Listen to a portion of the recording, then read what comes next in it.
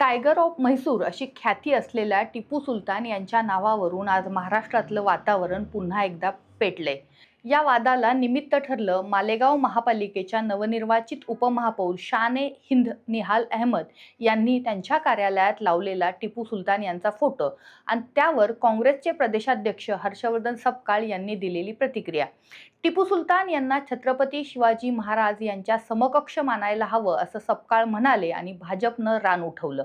मुख्यमंत्री देवेंद्र फडणवीस यांनी सपकाळांना लाज वाटली पाहिजे असं म्हणत टीकेची झोड उठवली।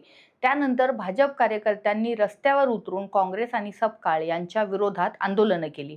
पुण्यात काँग्रेस भवनमध्ये आंदोलनादरम्यान दगडफेक झाली। हे सगळं तुमच्यापर्यंत पोहोचलं असेलच। नमस्कार, मी अश्विनी सातोडोके, तुम्ही पाहताय आसपास।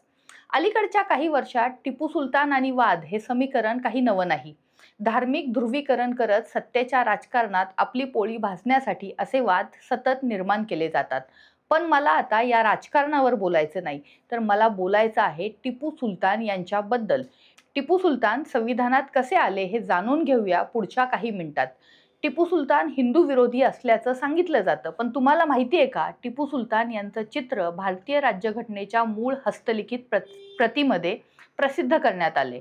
भारतीय संविधानाची हस्तलिखित व चित्रित प्रत ही 26 नोव्हेंबर 1949 रोजी पूर्ण झाली आणि 26 जानेवारी 1950 रोजी लागू झाली।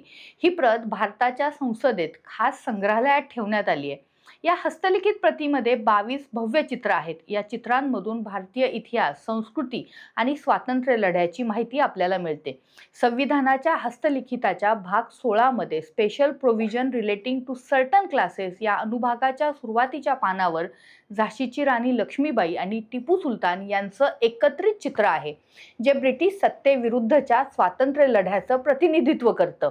या सर्व चित्रांची निर्मिती संविधानाचा अंतिम मसुदा तयार होत असताना 1949 मध्ये कलात्मक पद्धतीने केली गेली। संविधानाचं हस्तलिखित हे 26 नोव्हेंबर 1949 रोजी अस्तित्वात आलं।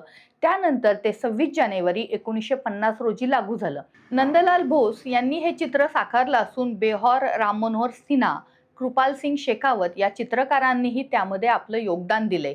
संविधानातील टिपू सुलतान यांचं चित्र हे धर्माचं नव्हे, तर ब्रिटिश सत्तेच्या विरोधातील भारतीय संघर्षाचं प्रतीक आहे। तुर्तास इतकंच, राजकारणात वाद हे होतच राहतील। आपण या निमित्तानं इतिहासाची मागची पानं उलटूयात आणि समजून घेऊयात। पाहत रहा आसपास।